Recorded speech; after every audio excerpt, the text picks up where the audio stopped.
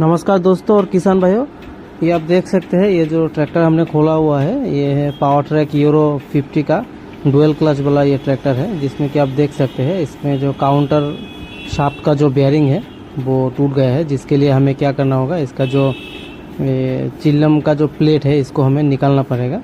तो इसके लिए 13 नंबर का 2 बोल्ट लीजिए, 2 से 2.5 इंच का एक 2 बोल्ट लीजिए 13 नंबर का, जिसमें क्या है 13 नंबर का बोल्ट इस तरह से आप लगाएंगे और इसको कसेंगे अंदर की तरफ, तो ये प्लेट जो है बहुत आसानी के साथ बाहर चला आएगा।